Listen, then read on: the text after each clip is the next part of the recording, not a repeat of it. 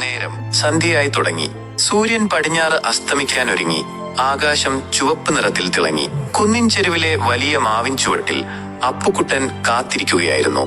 അവന്റെ കുഞ്ഞിക്കണ്ണുകൾ ദൂരേക്ക് നോക്കി റോഡിലൂടെ പോകുന്ന വണ്ടികളെ അവൻ ശ്രദ്ധിച്ചു. അമ്മ പറഞ്ഞിരുന്നു, മോനെ, പപ്പ ഇന്ന് നേരത്തെ വരും. പപ്പ വരുമ്പോൾ നിനക്കിഷ്ടമുള്ള ചോക്ലേറ്റ് കൊണ്ടുവരും.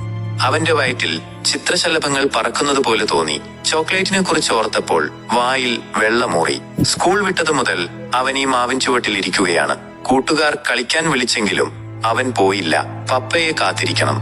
നേരം ഇരുട്ടായി. ആകാശത്ത് നക്ഷത്രങ്ങൾ മിന്നിത്തുടങ്ങി.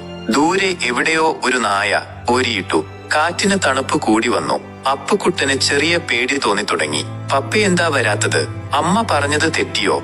പെട്ടെന്ന് ദൂരെ നിന്ന് ഒരു വെളിച്ചം അവനടുത്തേക്ക് വന്നു.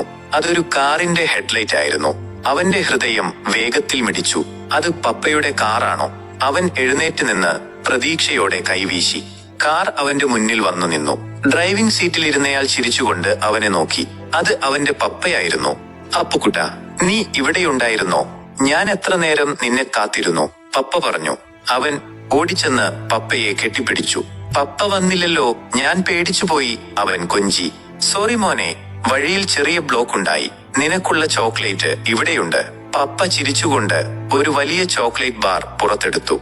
അപ്പുക്കുട്ടൻ സന്തോഷം കൊണ്ട് തുള്ളിച്ചാടി. ആ രാത്രിയിൽ പപ്പയുടെ കൈകളിൽ മാവിൻ ചുവട്ടിൽ നിന്ന് വീട്ടിലേക്കുള്ള മടക്കയാത്ര അവന് ലോകത്തിലെ ഏറ്റവും മനോഹരമായ യാത്രയായി തോന്നി. ചോക്ലേറ്റിന്റെ മധുരത്തേക്കാൾ വലിയ മധുരം പപ്പയുടെ സാമീപ്യമായിരുന്നു അവന്.